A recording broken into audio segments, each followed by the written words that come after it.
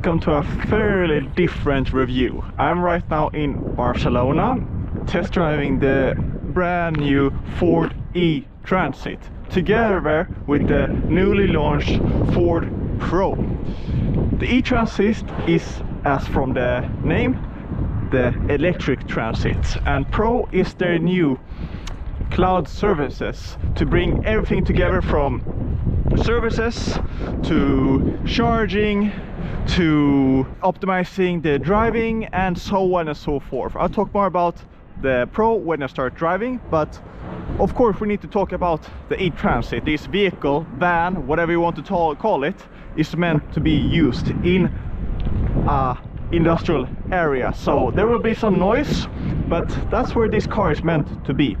And forgive me for being quite new on the commercial market and how you value these cars, what you want to look at. So if you have any complaints, any thoughts, anything, just write them down and I'll talk to answer them. And this is the, in Ford's way of saying, the long version, so it's the L4 H2. So there's also the H3 that makes it go higher, but there's also the L3 and if I'm not mistaken, even the L2. But in Sweden, the L3 H2 will be the bread and butter and the one that they will take into the market. But depending on where you are in Europe, they will adapt, actually based on the same architecture as the Mach-E. So that means that it has a 68 kilowatt hour battery, and it's actually good for about 300 kilometers in city driving. That of course goes down drastically when you go on the highway. In the rear, of course, you have a very large boot, or not boot, but storage. This is the longest version that you can get. This is the 350 version, and in Sweden, for the regular driver's license, you can only charge or load 3.5 tons together with the vehicle completely. The maximum load that you can have with the vehicle and the load is 3.5 tons, which means that you can load it maximum 795 kilograms.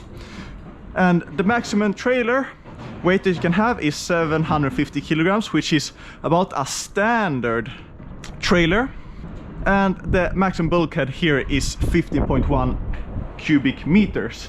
I know that width and height is really of importance when you actually choose a vehicle of this type. So maybe this is not this correct width for you, maybe the height is too much. And I think at least the width is the important thing when you choose a car like this.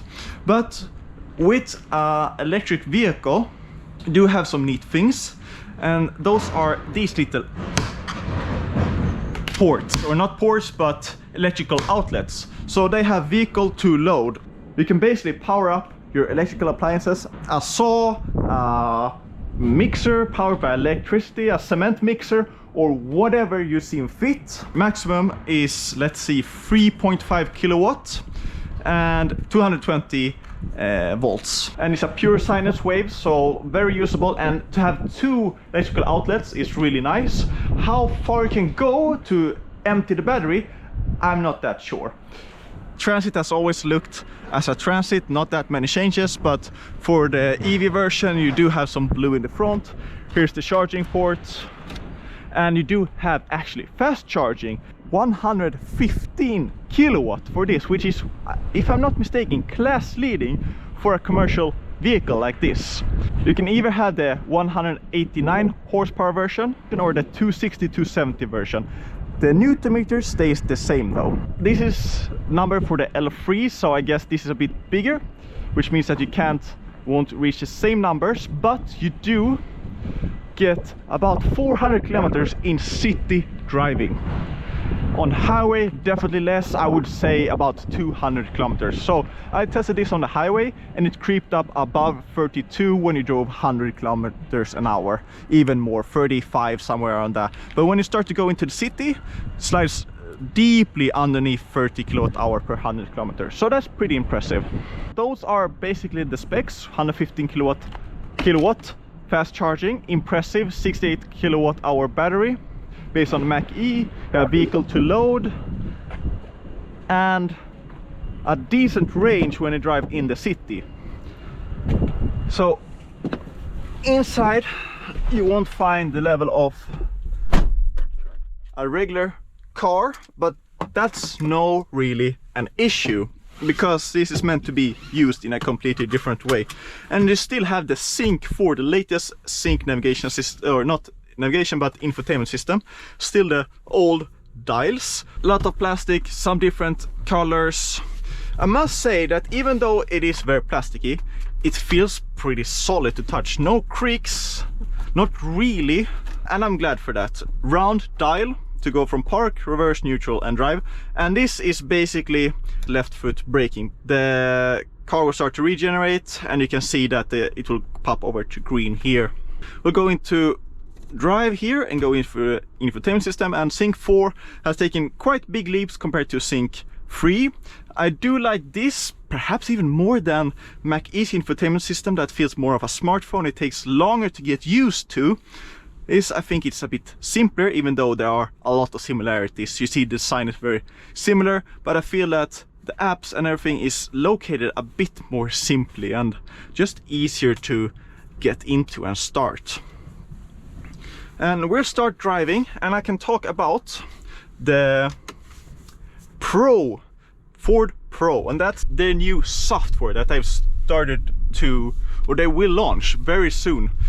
And it is basically an all-inclusive baked-in software for charging, for services, and to just reduce downtime for your vehicles. And I'm in Barcelona now, Spain. A lot of traffic we'll have, so I'll try to keep focus on the road as well as talk to you.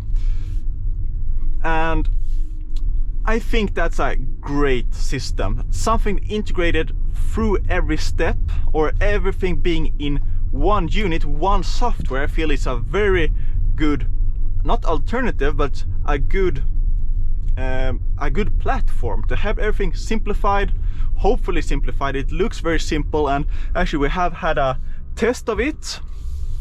So right now I'm driving, and when we went back to the headquarters, so to speak, we could see how our driving has affected the range and the actual status of each car, how much battery they have.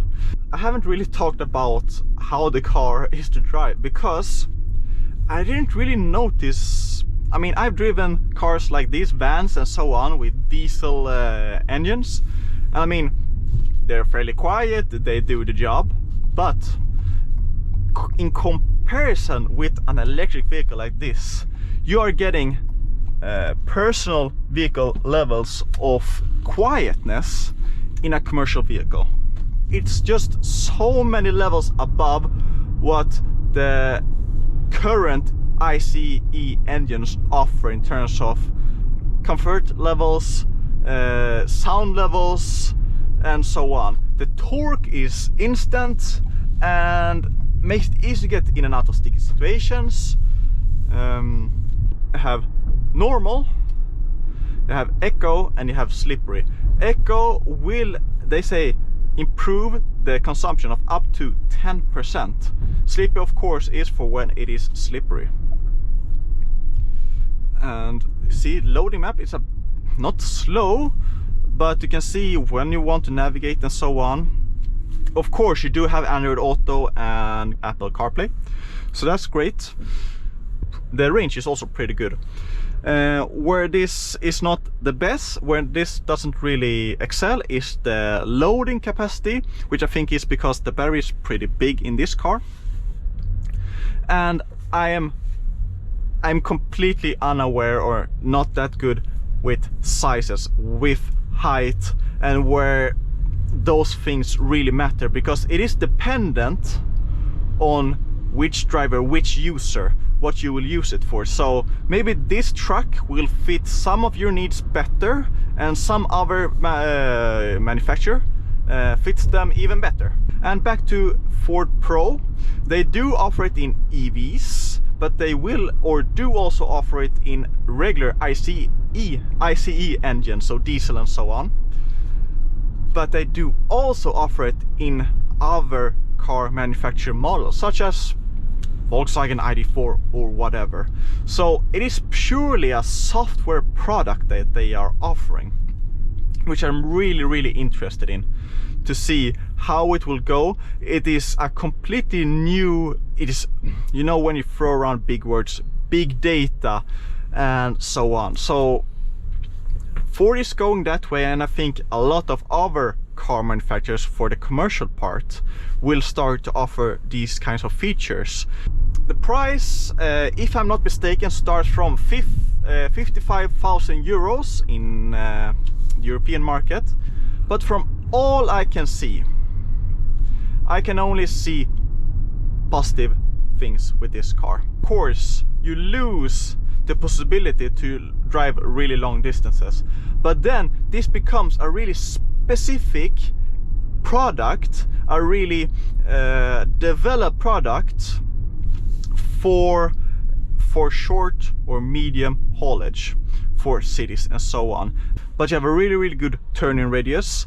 What I would like is a rear view mirror, which you can't have, so I would like some sort of electronic one.